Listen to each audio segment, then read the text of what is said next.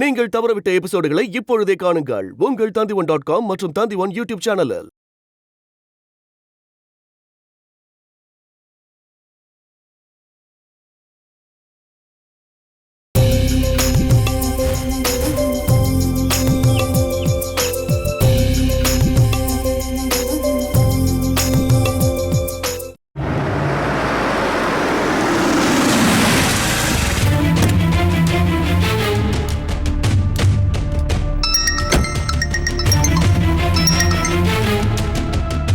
என்ன நந்து?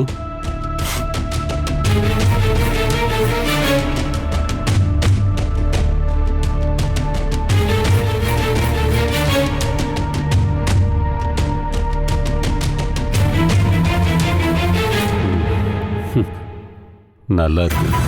சந்திரனுக்கு மொத்தமா அடிமையாயிட்டு அப்புறம் என்ன பண்றது? அனுபவிக்க வேண்டியதுதான். இனி நீ தேவையில்லாத பிரச்சனை பண்ணாம இருந்தா உனக்கு நல்லது.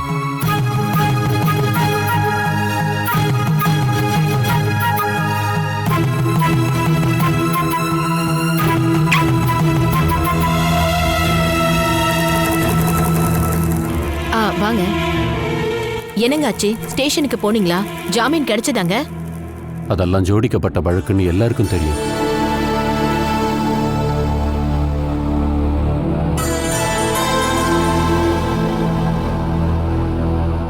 நாம இந்த தேவையில்லாத வேலைக்கெல்லாம் ஏன்டா போனோம்? சந்திரன் கிட்ட இருந்து அந்த குடும்பத்தை காப்பாற்றணும்னு தான் நான் ஆசைப்பட்டேன். ஆனா இப்ப என்ன நடந்துச்சுன்னு உனக்கு தெரியுமா? என்னாச்சுங்க? சந்திரனோட லட்சியத்தை யாருமே புரிஞ்சிக்கவே இல்லை. கருணாகரனை வெளில கொண்டு வந்துடுவேன்னு போய் சொல்லி துளசி பேர்ல இருந்த சொத்தெல்லாம் மானசி பேருக்கு எழுதி வாங்கியிருக்கான். நீ விஷயத்தை கேள்விப்படலையா? நந்து கால் பண்ணி சொன்னாப்பா. என்னங்க சொல்றீங்க? வீட்டை எதுக்கு துளசி மானசிக்கு கொடுத்தா? காம்பன்சேஷன் கொடுக்காம கருணாகரனால வெளில வர முடியுமா? அங்க அவன் லாக் பண்ணியிருக்கான். அதுக்காக ஜனார்தனன் அவன் யூஸ் பண்ணியிருக்கான். அவர் உண்மையிலேயே அப்பாவி. சந்திரன் பொண்டாட்டி பேருக்கு அந்த வீட்டை எழுதி வாங்கி காம்பன்சேஷன் பணத்தை கொடுத்துருக்கான். ஐயோ, அப்புறம் எதுக்குங்க நீங்க சந்திரனை குறை சொல்றீங்க? வீட்டை இப்ப இழந்தா என்னங்க? கருணாகரன் அண்ணன் திரும்ப வந்துருவார்ல. அங்கதான் சந்திரன் ஜெயிக்கிறான். கருணாகரன் எங்க இருக்காங்கிற விஷயம் அவனுக்கு தான் தெரியும். கண்டிப்பா கருணாகரன் சந்திரன் கஸ்டடியில தான் இருக்கணும். எல்லாருக்கும் இழப்பீடு கொடுத்த விஷயம் சந்திரன் சொல்லாம அவருக்கு எப்படி தெரிஞ்சிருக்கும்?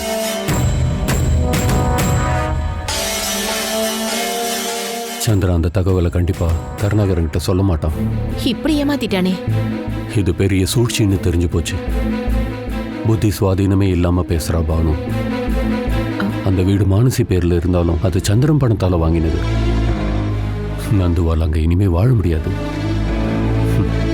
பாவம் நடு தெருவுக்கு வந்துட்டான். நந்து வீட்டுக்கு போகும்போது மானசி அவனை அசிங்கப்படுத்தினதா அவன் என்கிட்ட சொன்னான்ப்பா. துளசி பண்ணது பெரிய முட்டாள்தனம். நந்துவோட எதிர்காலத்தை பத்தி அவ யோசிக்கவே இல்லை.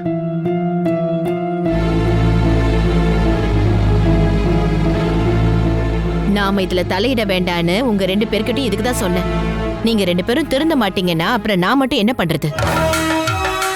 புத்திசாலித்தனமா தான் நான் ஒவ்வொரு அடியும் எடுத்து வைக்கிறேன். கருணாகரன் ஃபேமிலிக்கு நாம ஹெல்ப் பண்ணியே ஆகணும். வேற வழியே இல்லை. அதை இவனுக்கும் நாம தெளிவா புரிய வைக்கணும். ஜெயனை பத்தி நீ கவலைப்படுற மாதிரிலாம் எதுவும் நடக்காது.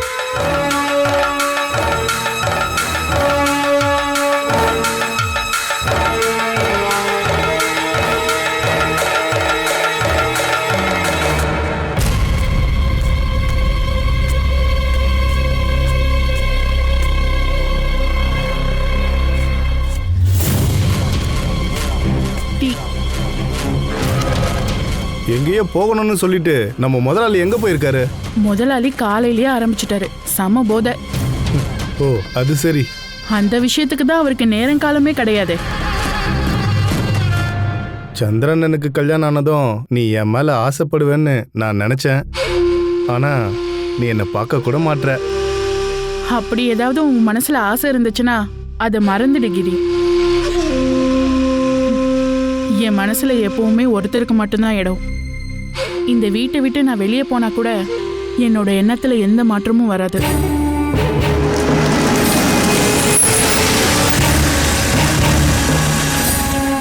நீ இப்போ சொன்னதெல்லாம் அவர்கிட்ட சொல்லவா?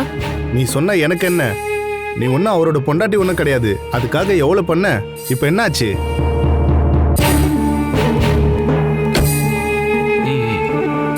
சரி, அப்புறம் கூப்பிடுறேன். அப்பா உள்ள இருக்காரடா? உள்ளதானே இருக்காரு.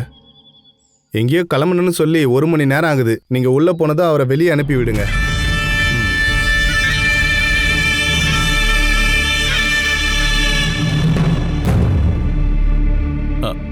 ஏன்பா எல்லாத்துக்கும் ஒரு நேரங்காலம் இல்லையா? ஆஹா, நீ வந்துட்டியா? கிரி வெளியே காத்துக்கிட்டு இருக்கான். அவங்க சம்பளத்துக்கு தானே வேலை பார்க்கறான். நிக்க சொன்னா நிக்கணும், இருக்க சொன்னா இருக்கணும். உன்கிட்ட நான் சில விஷயங்களை பேசியாகணும்.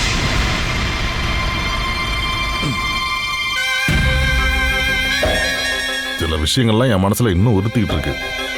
நான்லாம் கையில காசு இல்லாம நாம பிச்சை எடுத்து வளர்ந்த ஊர் இது. கல்ஃப்ல போய் நீ கஷ்டப்பட்டு சம்பாதிச்ச 1 ரூபாய் கூட நான் வீணா செலவு பண்ணதில்லை.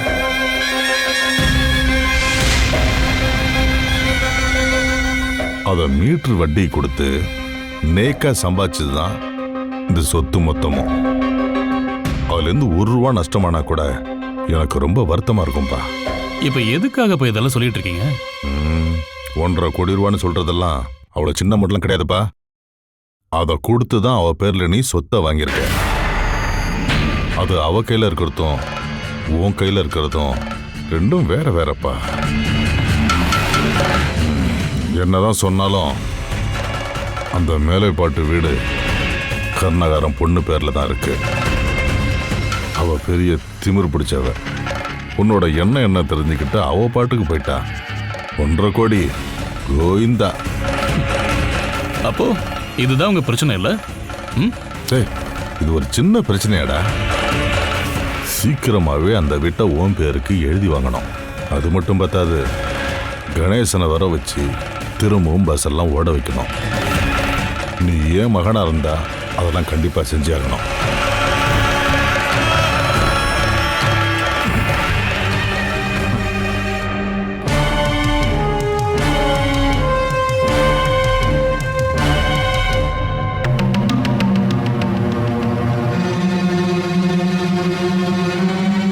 தாத்தா, உங்களை அப்பா தேடுறாங்க.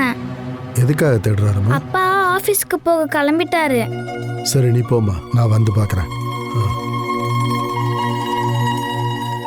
ஏமாமா, உங்களுக்கு என்ன ஆச்சு?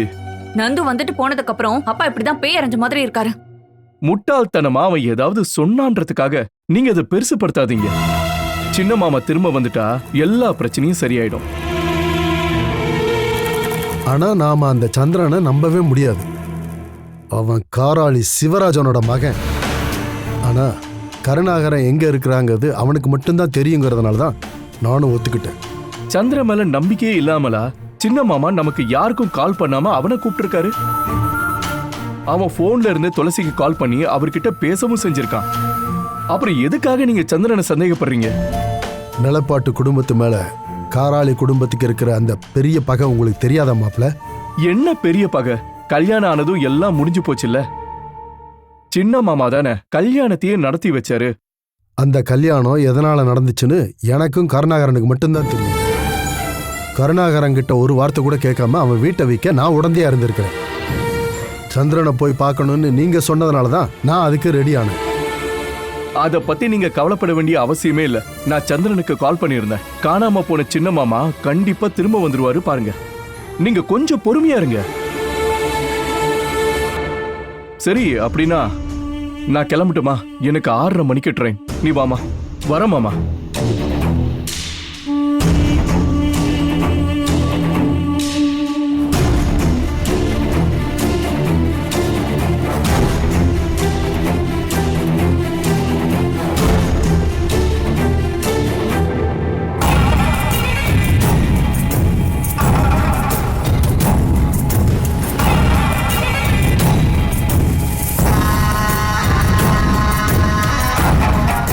டேய், கிரி போய் ரொம்ப நேரம் ஆச்சடா. அந்த ஆள் இன்னைக்கு வருவாரடா? வருவார். அவர் கையில காலில் விழுந்தாவது விஷயத்தை நடத்தியாகணும்.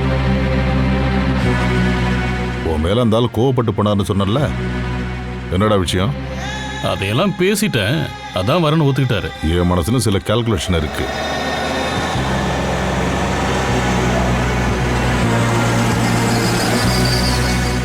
ஏய், அவங்க வந்துட்டாங்க. இங்க பாரு, இன்னைக்கு நல்லா கவனிச்சு அனுப்பு. பணத்தை விட ரவீந்திரனுக்கு முக்கியம் சரக்கு தான். நான் அப்படியே நேக்க எஸ்கேப் ஆயிடுவேன். அவனுக்கு என்ன தேவையோ கொடுத்து அனுப்பு. வாங்க சார், உள்ள வாங்க. வாங்க சார். எதுக்கு சந்திரா என்ன இன்னைக்கு வர சொன்ன? இல்ல இன்னைக்கு லீவு தானே சார், அதான் கொஞ்சம் ஜாலியா இருக்கலாமேன்னு. நீங்க வாங்க, உட்காருங்க சார். வாங்க வாங்க உட்காருங்க. நீ ரெடி பண்ண. அப்பாவும் புள்ளையும் சும்மா என்ன வர வைக்க மாட்டீங்கன்னு எனக்கு தெரியும். என்ன விஷயம்னு சொல்லுங்க. இன்னைக்கு செட்டில்மெண்ட் நடந்த விஷயத்தெல்லாம் கேள்விப்பட்டிருப்பீங்கல்ல. இழப்பீட்டு தொகையெல்லாம் கொடுத்துட்டோம். இப்போ கருணாகரனோட பஸ் எல்லாம் சும்மா கேரேஜில் கிடந்து துரும்பு தான் அடிக்குது. அதை பழையபடி ஓட வைக்கணும். அதுக்கு உங்க உதவி வேணும் சார். அதுக்கு அந்த பஸ் எல்லாம் உங்க பேர்ல இல்லையே. இல்லை, ஆனா கருணாகரனோட பொண்ணுக்கு அந்த உரிமை இருக்குல்ல. ஆக்சிடென்ட் ஆன பஸ்ஸோட பர்மிட்டை ரத்து பண்ணிட்டேன். இன்னும் 2 பஸ் தான் இருக்கு. கருணாகரனோட மகளுக்கு அதுல உரிமை இருக்கலாம். ஆனா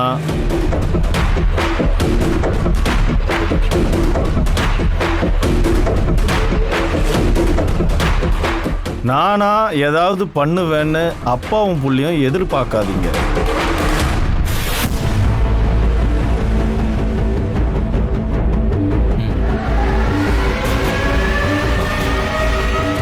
நீங்க அப்படிலாம் சொல்லாதீங்க சார். நாம என்ன வேணாலும் பண்ணலாம்.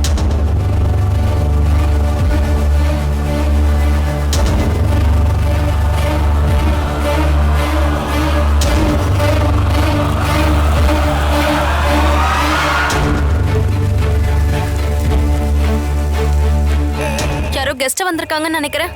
உனக்கு தெரியாதா? அதுக்காக தான் இதெல்லாம் ரெடி பண்றேன். யார் வர போறாங்க? அது அடிக்கடி அவர் வீட்டுக்கு கூட்டிட்டு வர ஃப்ரெண்டு தான். அது யாரு? ஆர்டிஓ ரவீந்திரன். இவர் ஆசைப்பட்ட காரியங்கள்லாம் நடத்துறதுக்காக அவரை கூட்டிட்டு வருவாரு. அசிங்கம் பிடிச்சவன். நீங்க எதுக்காக அவரை இங்க கூட்டிட்டு வந்தீங்க? அவரை இன்னைக்கு இங்க வர வச்சது எனக்காக கிடையாது, உன்னோட ஒரு ஆசையை நிறைவேற்றதான். என்னோட ஆசையை அவரால எப்படி நிறைவேற்ற முடியும்?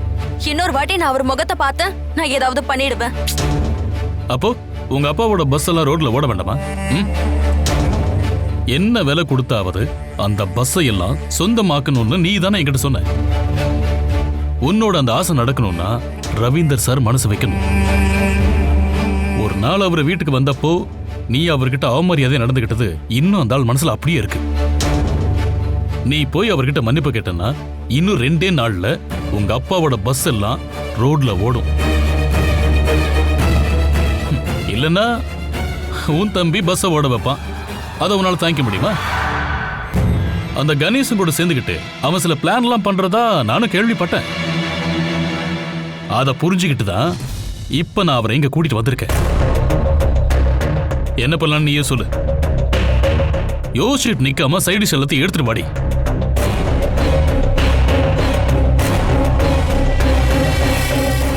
பஸ் முதலாளி ஆகணும்னு ஆசைப்பட்டல, சரக்கு ஊத்தி வேலைய ஆரம்பி.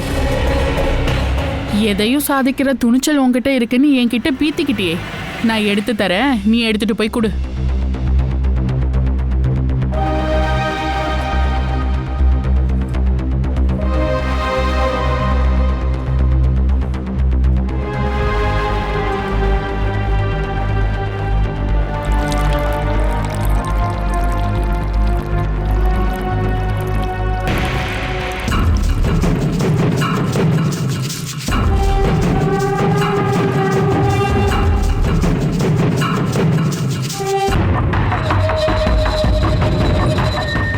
நடந்த விஷயத்தையெல்லாம் நீங்க மறந்துருங்க சார். அவளை மன்னிப்பு கேட்க வச்ச பார்த்தாதா? அவ ஒரு மன்னிப்பு கேட்டதும் இந்த பிரச்சனை எல்லாம் தீராது சந்திரா. கொஞ்சம் ஐஸ் வாட்டர் எடுக்கலான்னு அன்னைக்கு நான் கிச்சனுக்குள்ள போனேன். உன் வீட்டு சர்வெண்ட் பொண்ணுன்னு நினச்சி அவள் தோலை லைட்டாக தட்டினேன். ஐயோ சந்திரா, அவள் மிதிக்கக்கூடாத இடத்துலையே மிதிச்சுட்டா.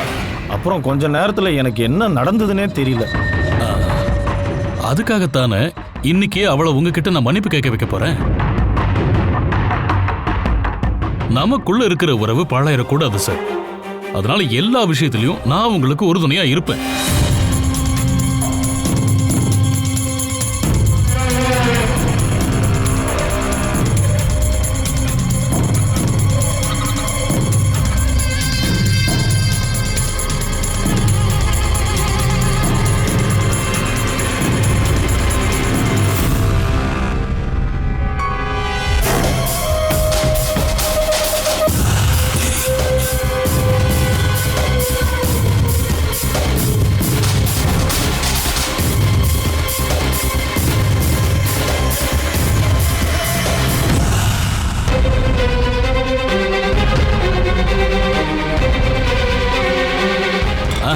நீ அந்த கிளாஸ்ல முதல்ல ஐஸையும் சோடாவையும் ஊத்து மனசி. ரவீந்திரன் சாரை கூல் பண்ண வேண்டாமா?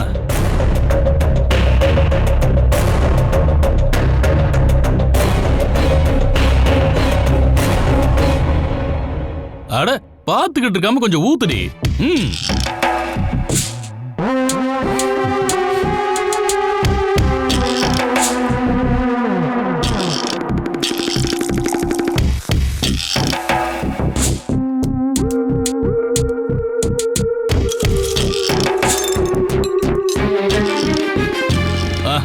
வந்து இப்படி உக்காரு. அட உக்காரு மானசி. இனிமே பேச வேண்டியது நீங்க 2 பேரும் தான். அன்னைக்கு நடந்த தப்புக்கு இவ உங்ககிட்ட மன்னிப்பு கேட்கணும்னு சொல்லி உங்களை இங்க கூட்டிட்டு வர சொன்னது இவதான்.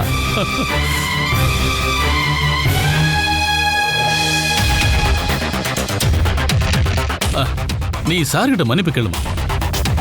நீங்க என்கிட்ட நடந்துகிட்டது இப்பவும் ஒரு தப்பா உங்களுக்கு தோணலனா நான் மன்னிப்பு கேட்கிறேன் சார்.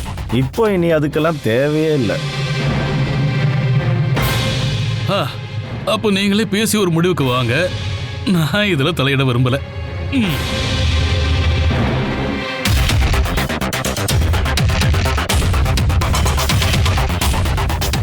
நீ ரொம்ப திறமையானவன்னு எனக்கு தெரியும். நாம எல்லாத்தையும் ஈஸியா ரெடி பண்ணிடலாம். சந்திரன் எல்லாத்துக்கும் உறுதுணையா இருப்பான். நீ என்ன பார்க்க எப்போ வேணாலும் ஆஃபீஸ்க்கு வரலாம்.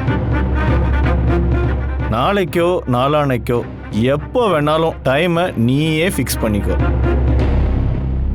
எல்லா விஷயத்தையும் நீங்க அவர்கிட்டயே பேசிக்கோங்க சார். ஆட என்ன அப்படி சொல்லிட்ட மானசி? பஸ்ஸோட ஓனர் நீ தானே, அப்ப விஷயத்தெல்லாம் நாம தானே பேசி ஆகணும். மானசி, இங்க வந்து உட்கார்ந்துட்டு இருக்கியா? உன் வீட்ல இருந்து ரொம்ப நேரமா கால் பண்ணிட்டே இருக்காங்க. ஏதாவது அர்ஜென்ட்டா இருக்க போது, இல்லனா இப்படி கால் பண்ண மாட்டாங்க. நீ போய் பாரு. மானசி, மானசி,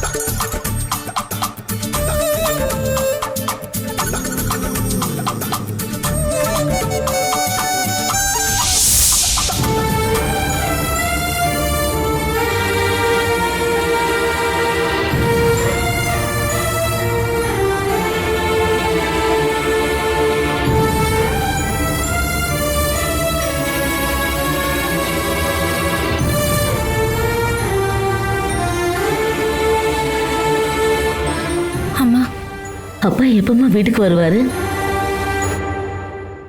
இன்னைக்கு ராத்திரியே திரும்ப வந்துருவாருன்னு சந்திரன் சொன்னான்ல. அந்த ஆளு சொல்றது தானே நமக்கு தெரியும். அட, இனிமே ஏமா அவர் தலைமறைவா இருக்கணும்? பணம் கொடுக்க வேண்டியவங்களுக்கெல்லாம் கொடுத்து செட்டில் பண்ணியாச்சுல்ல. ஐயோ, அவர் சீக்கிரம் வீட்டுக்கு வந்துட்டா நல்லா இருக்குமா?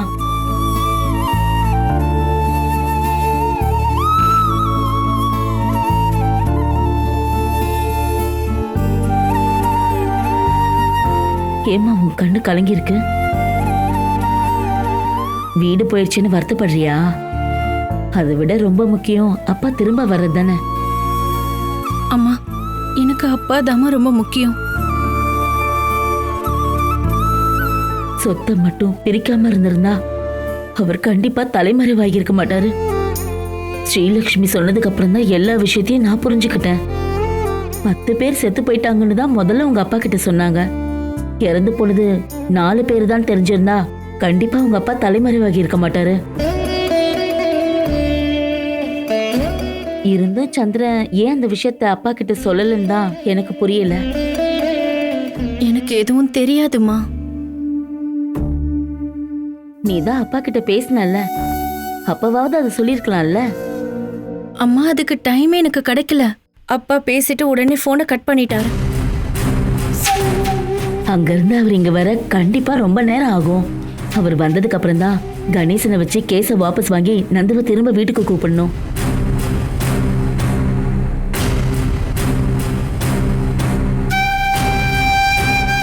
உங்க அப்பா வந்துட்டாருன்னா அதுக்கப்புறம் கண்டிப்பா நம்ம இந்த வீட்டுல இருக்க போறதில்ல.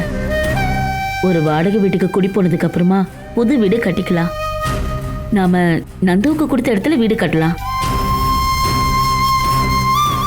இனி காலம் முழுக்க நாம வேற வீட்டுல வாழணும்னு விதி இருந்தா யாராலையாவது மாத்த முடியுமா?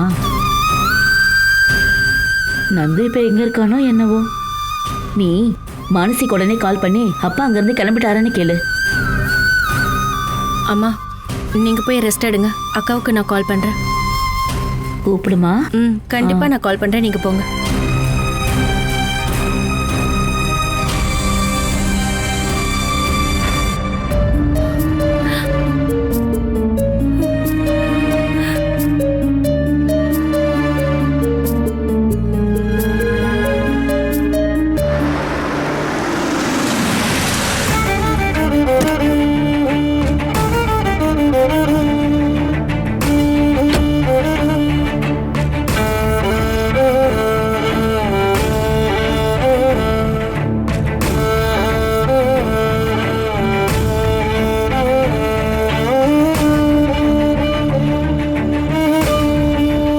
உனக்கு எங்க மேல எந்த மரியாதையும் இல்லைன்னு நிரூபிச்சிட்ட.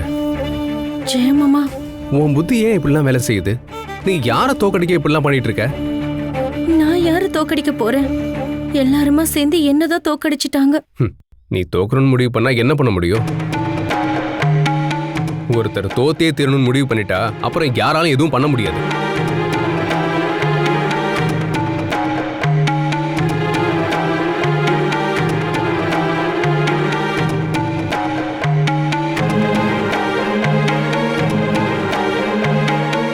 நீங்க ஒத்துக்கிட்ட பிறகுதான் குடியிருந்த வீட்டை விற்க துளசி முடிவு பண்ணலாம்.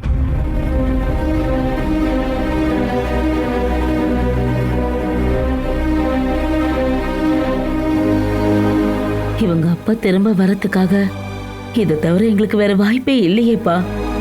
ஏன்னா தோட்டம் துறவு விற்கணும்னா அது உடனே நடக்காதேப்பா. சந்திரன் இந்த விஷயத்த சொன்னதும் மானசியோட பேர்ல தானே வாங்க போறாங்கன்னு நானும் சேர்ந்து துளசியை கட்டாயப்படுத்தினேன். எங்க அப்பா தான் இங்க வந்து உங்ககிட்ட சொல்லிட்டு போனார்ல, மாமாவை திரும்ப கூட்டிட்டு வர எல்லா ஏற்பாடையும் பண்ணிருக்காருன்னு. அதுக்கு நீங்க குடியிருக்க வீட்டை வைக்கணும்னு தேவையே கிடையாது.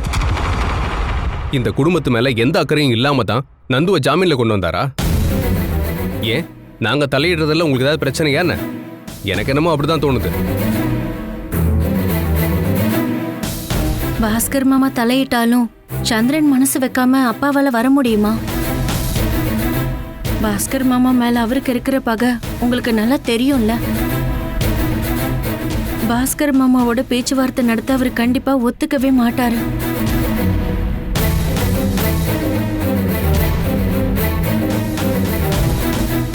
இவ சொல்றது சரிதானப்பா. சந்திரன் குறி வச்சதே உங்களோட வீட்டை தான். அந்த விஷயத்தை அவன் அடையவும் செஞ்சுட்டான். கருணா மாமா திரும்ப வர அவன் உதவியெல்லாம் தேவையே கிடையாது. தலைமறைவா இருந்தாலும் இங்க நடக்கிற விஷயங்கள்லாம் மாமாக்கு தெரியாம இருக்காது. காம்பன்சேஷன் கொடுத்த விஷயம் கேள்விப்பட்டா கருணா மாமா கண்டிப்பா திரும்ப வந்திருப்பாரு. இன்னைக்கு அவர் வருவாருன்னு அண்ணனும் சந்திரனும் சொன்னாங்க. அவரோட அண்ணன் கூட இருக்கிறதுனால தான் நாங்க தைரியமா இருக்கோம். அந்த விஷயத்தை கேள்விப்பட்டதும் உங்களை வந்து பார்க்கலான்னு தான் வந்தேன். நீங்க இந்த வீட்டை விட்டு வெளியே போறதுல எங்களுக்கும் வருத்தம் தான். எல்லாம் தலைவிதின்னு நினைச்சுக்க வேண்டியதுதான். சரி அத்தை, நான் வரேன்.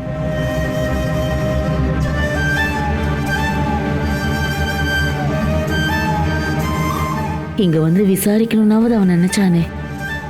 இருந்தாலும் சந்திரன் உதவிதான் நமக்கு இப்ப தேவை.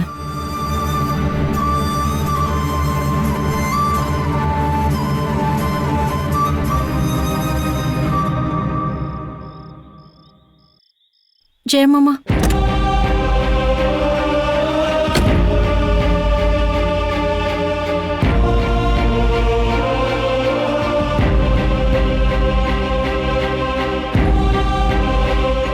மாமா திரும்ப வரப்போறான்ற சந்தோஷம் அத்தையோட முகத்துல தெரியுது. ஆனா உன் முகத்துல அப்படி ஒரு சந்தோஷத்தை நான் பார்க்கவே இல்லையே.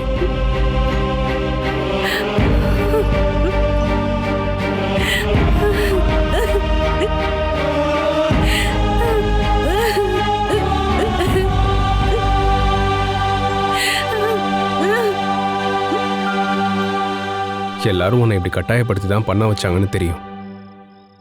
சந்திரன் கருணா மாமா கிட்ட முதல்ல இந்த விஷயத்த சொல்லுவான்னு நீ நம்புறியா? இல்ல ஜெயமாமா. அப்புறம் எதுக்காக நீ அவங்க சொன்னதெல்லாம் பண்ண? அப்பாவை வச்சு அந்த ஆளு கேம் ஆடுவாருன்னு நான் முதல்ல புரிஞ்சுக்காம போயிட்டேன். எல்லாம் அவன் கண்ட்ரோலுக்கு போனதுக்கு அப்புறம் தான் அந்த ஆளோட மனசுல இருக்கிறதே சொன்னாரு. அவரு கஸ்டடியில தான் அப்பா இருக்காரு. எப்ப வேணாலும் அப்பாவை திரும்ப வர வைக்க அவரு ரெடியா இருக்காரு. அதுக்கு நான்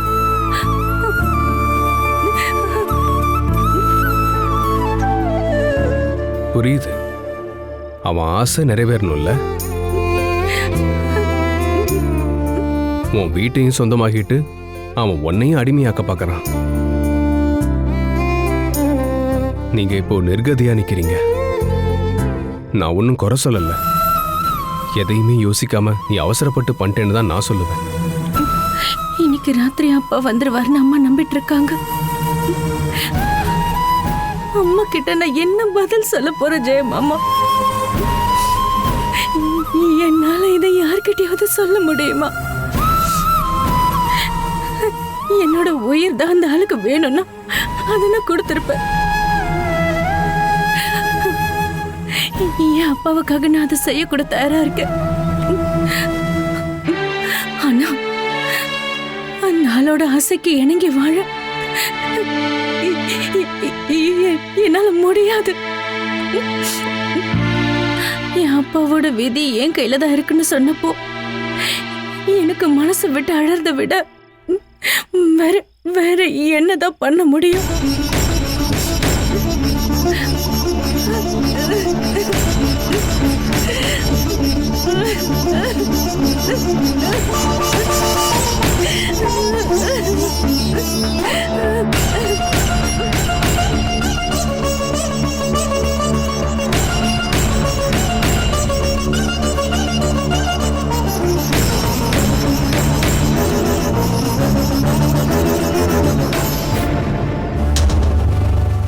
போதும் போதும்.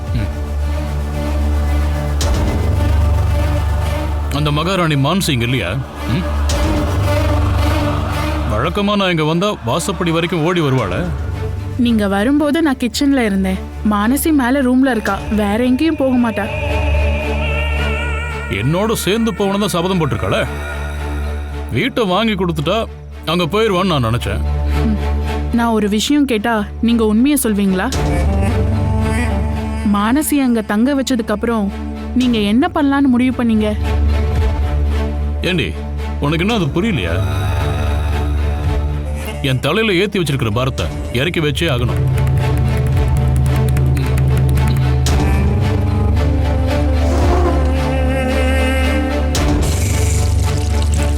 பாரத்தை இறக்கி வைக்கணும்னு நினைச்சிருந்தீங்கன்னா உங்களை மாதிரி ஒருத்தர் அவளை கட்டியிருக்கவே மாட்டாங்க.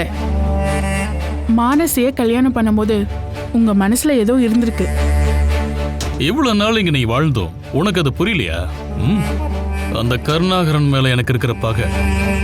மேல பாட்டுல இருந்து ஒரு பொண்ணை கல்யாணம் பண்ணி பகையை தீத்தாலும் உங்க வாழ்க்கையை இப்படி வீணடிப்பீங்களா? நான் தான் நல்லா வாழ்றேனே. இல்ல, உங்க மனசுல ஏதோ ஒண்ணு இருக்கு. மேலப்பாட்டு குடும்பத்தை பழிவாங்க தான் மானசிய கல்யாணம் பண்ணீங்கன்னு சொன்னா நான் ஒத்துக்க மாட்டேன். தெரிஞ்சுக்க வேண்டிய விஷயத்த மட்டும் தெரிஞ்சுட்டா போதும். தெரிஞ்சுக்க கூடாத விஷயத்த தெரிஞ்சுக்கணும்னு ஆசைப்படாது. ஏண்டி, நீ இங்க அனுபவிக்கிற வாழ்க்கை உனக்கு பத்தாதா? மானசிக்கு நான் கொடுக்கிற சலுகையை விட அதிகமான சலுகையை உனக்கு தானடி தரேன். வா.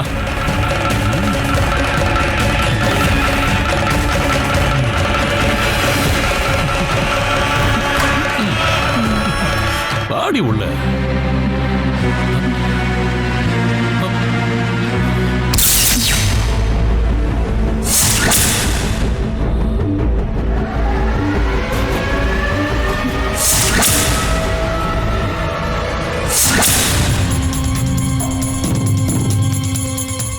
ஸ்மிதாவோட ரூம்ல உனக்கு என்னடி வேலை? நான் உங்களுக்காக தான் காத்துட்டு இருந்தேன். உங்களுக்காக வெயிட் பண்ணி தூங்கிட்டேன். வேலைக்காரியோட ரூம்ல தான் நீ எனக்காக காத்துட்டு இருப்பியா?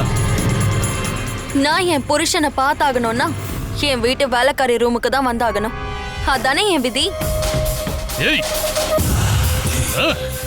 ஏய், இந்த விஷயத்துல என்ன அடிக்கிறதுக்கான தகுதி உங்களுக்கு இல்ல. என்ன செய்யணுமோ அதுதான் நான் செஞ்சிருக்கேன். புருஷன் ரூமுக்கே வரலனா அந்த ஆள் படுக்கிற ரூமுக்கு வந்த தப்ப மட்டும் தான் ஒரு பொண்டாட்டிங்கிற முறையில நான் பண்ணிருக்கேன். என்ன அந்த உரிமை கூட எனக்கு இல்லையா? உனக்கு இந்த ஆணவெல்லாம் எப்படி வந்துச்சுன்னு எனக்கு தெரியும்டி.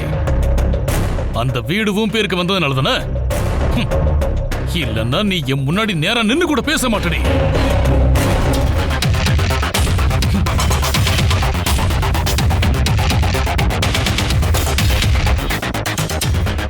உனக்கு இந்த வேலைக்காரியோட ரூமு தான் தேவைன்னு நீ வந்தனா நீயே இரு, நான் அவர் கூடயே போறேன்.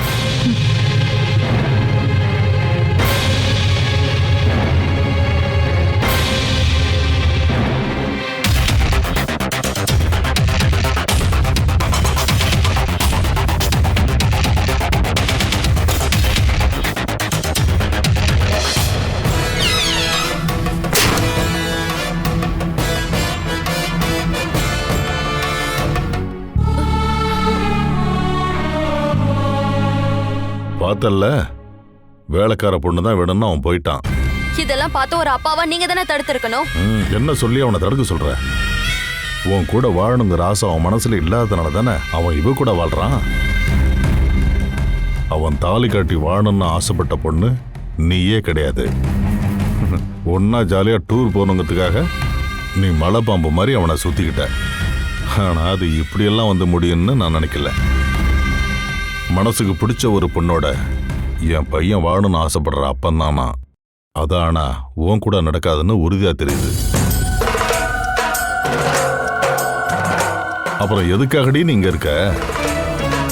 உனக்கு மானம் மரியாதை ஏதாவது இருந்திருந்தா இப்படி ஒரு காட்சியை பார்த்ததுக்கு அப்புறம் ஒரு நிமிஷம் கூட இங்க இருந்திருக்க மாட்டேன். எந்த பொண்ணும் தாங்கிக்க மாட்டா. புருஷன் இன்னொருத்தி கூட, அதுவும் வீட்டு வேலைக்காரி கூட ஒரே ரூம்ல இருக்கிறத எவ பொறுத்துப்பா? கண்டிப்பா அந்த வேலைக்காரி வயித்துல காராளியோட குடும்ப வாரிசு பிறக்கணும்னு நான் ஆசைப்படல. இந்த குடும்பத்துக்கு ஒரு வாரிசு உருவாக வேண்டியது வேலைக்காரியோட வயித்துல இல்ல, நல்ல குடும்பத்துல பிறந்த ஒரு பொண்ணோட வயித்துல.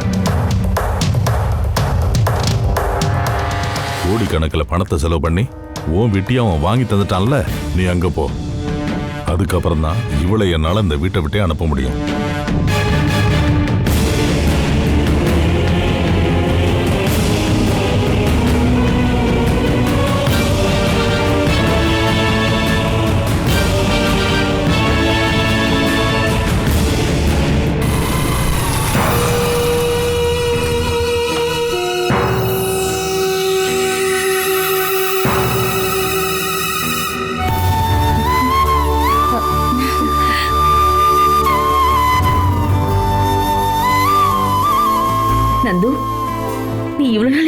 இருந்த? நீ பண்ணது பெரிய தப்புன்னு உனக்கு புரியலையாக்கா? நான் உன்கிட்ட காலில் விழுந்து சொன்னேன்லக்கா, நாம இழந்தது நம்ம குடும்ப வீடுன்ற எண்ணம் கூட உனக்கு இல்லாம போயிடுச்சேக்கா. வீடாப்பா நமக்கு இப்ப ரொம்ப பெரிய விஷயம். அப்பா தானே முக்கியம். இன்னைக்கு ராத்திரியே அப்பா வந்துருவாரு. இப்போதைக்கு நாம ஒரு வாடகை வீட்டுக்கு போயிடலாம். என்னதான் இருந்தாலும் மானசி பேருக்கு தானே வீட்டை எழுதி கொடுத்துருக்கோம். இன்னைக்கு ராத்திரி அப்பா வந்துருவாருன்னு நீ நம்புறியாக்கா? வந்துருவாருப்பா. சந்திரா மட்டும் இல்லல்ல, உன் பெரியப்பாவும் நம்பிக்கையா சொல்லியிருக்காருல்ல. எல்லாரையும் நான் போய் பார்த்துட்டு தான் வந்தேன். அப்பா வரலன்னா அதுக்கு யாரும் பொறுப்பேற்றுக்குவாங்கன்னு நீங்க நம்பாதீங்க. அப்பா வந்துருவாருடா. அப்பா வந்ததுக்கு அப்புறம் உன் பேர்ல இருக்க கேஸையும் ஒன்றும் இல்லாம பண்ணிடலாம். டேய், இனிமே நீ எங்கேயும் போக வேண்டாம். சரி, நீ டயர்டா இருப்ப, சாப்பிட நான் ஏதாவது எடுத்துட்டு வரேன். Catch us on TV, Tandivan.com, Facebook and YouTube.